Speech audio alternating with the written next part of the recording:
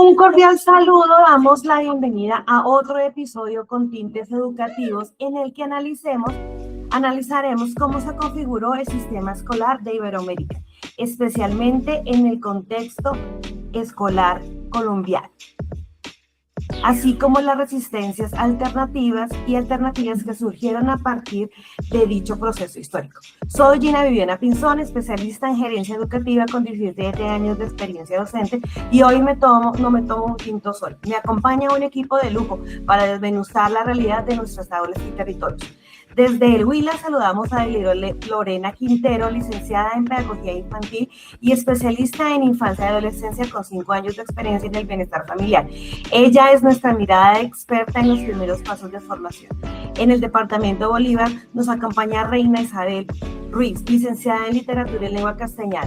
10 años en el aula le dan la autoridad para hablarnos de las letras y la comunicación en nuestras regiones.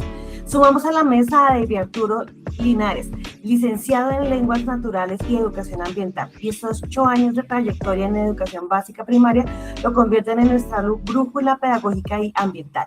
Y para cerrar este círculo, desde la zona rural de Tame, Arauca, saludamos a Javier Steven Pérez, ingeniero electrónico de formación y hoy docente de matemáticas, quien nos aporta esta visión técnica y disruptiva de la educación rural que la educación rural tanto necesita. Para orientar nuestra reflexión, partimos de 3 preguntas centrales. ¿Quiénes fueron los protagonistas del sistema escolar colonial? ¿De qué manera surgieron resistencias educativas en Colombia? ¿Y cómo puede el conocimiento histórico ayudarnos a construir políticas más democráticas y sostenibles? Resulta fundamental reconocer que la educación no ha sido un espacio neutro, sino un escenario donde se han disputado intereses políticos, económicos y culturales. Comenzamos escuchando a la profesora Lorena Quintero y al profesor Steven Pérez. Profes, ¿quiénes fueron los protagonistas del sistema escolar colonial? Gracias, Gina, por la presentación. En el periodo colonial predominó una educación pensada para mantener el orden social impuesto para las élites criollas, restringiendo el acceso al conocimiento y limitando la formación de sujetos críticos. Entender el contexto inicial permite analizar cómo las estructuras heredadas continúan influyendo en las desigualdades educativas actuales. Para ello, iniciar este diálogo implica reconocer que la historia y la educación es también una historia de luchas, tensiones y posibilidades de transformación.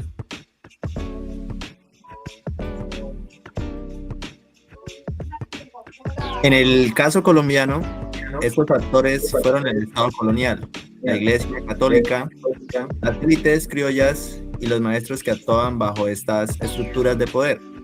La escuela no fue concebida como un espacio para la pluralidad, sino como un mecanismo para administrar y controlar el conocimiento.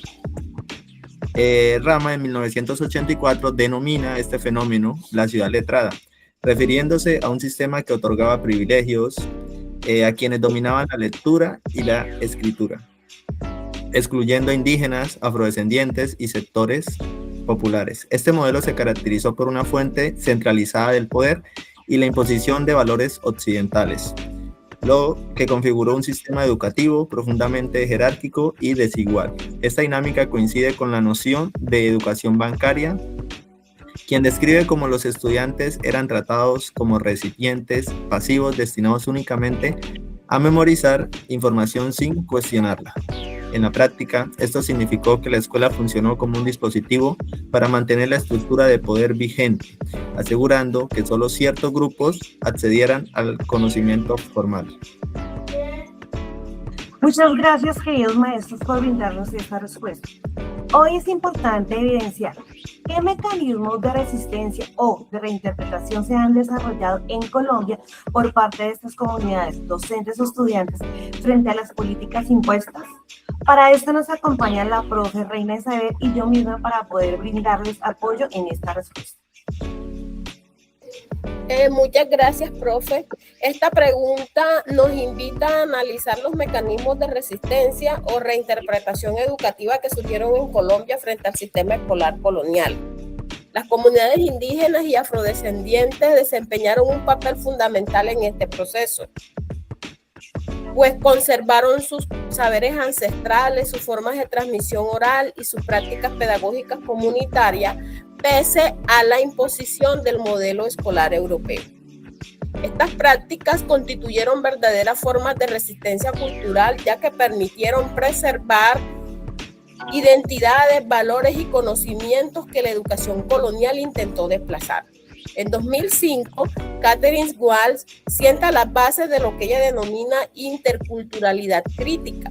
Explica que estas formas de resistencia se relacionan con lo que hoy entendemos como pedagogías decoloniales, es decir, propuestas que buscan desmantelar la hegemonía del conocimiento occidental y reconocer la diversidad epistémica propia de los pueblos históricamente marginados.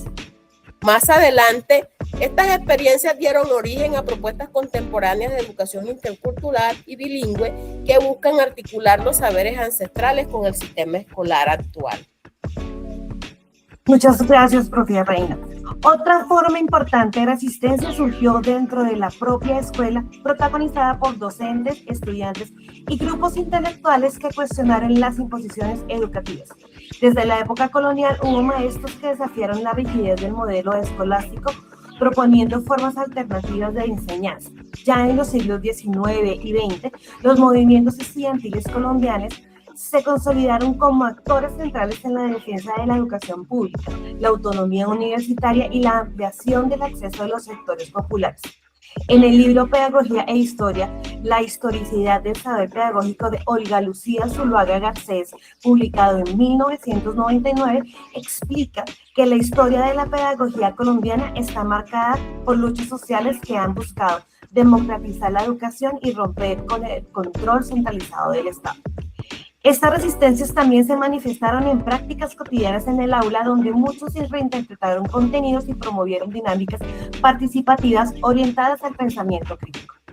Muchas gracias a la profesora Reina por brindarnos su conocimiento con relación a esta pregunta. Ahora bien, profe Dey, teniendo en cuenta su experiencia como docente, ¿cómo podríamos usar el conocimiento histórico para diseñar políticas más democráticas, inclusivas y sostenibles? Buenas noches. Para responder esta pregunta, analizamos cómo el conocimiento histórico puede contribuir a diseñar políticas educativas más democráticas, inclusivas y sostenibles. Comprender las raíces coloniales de la desigualdad educativa colombiana es fundamental para evitar que se repitan patrones de exclusión. Giroux, en su libro Los profesores como intelectuales, hacia una pedagogía crítica del aprendizaje, en 1988 propone que la pedagogía crítica es esencial para formar ciudadanos capaces de participar activamente en la sociedad, cuestionar estructuras y poder transformar su entorno. Desde esta perspectiva, la memoria histórica permite identificar qué prácticas han perpetuado la desigualdad y qué alternativas han surgido desde las comunidades. Santos, en el 2010, destaca la importancia de la epistemología del sur para reconocer saberes indígenas, afrodescendientes y campesinos tradicionalmente invisibilizados.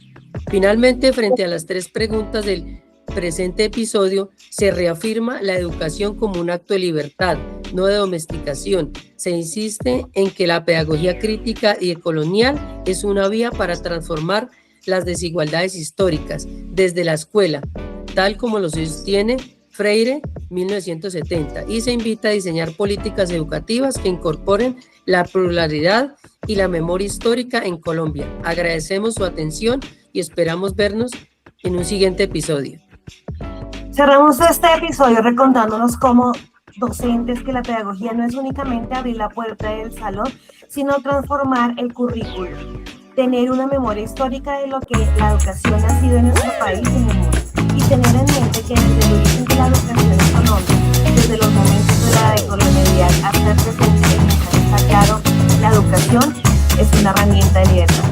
Gracias a todos nuestros invitados por construir todas estas reflexiones que hacen de la educación en Colombia y en nuestro municipio cada vez mejor, y gracias a ustedes por escucharnos y hasta nuestros próximos tintes con tintes educativos.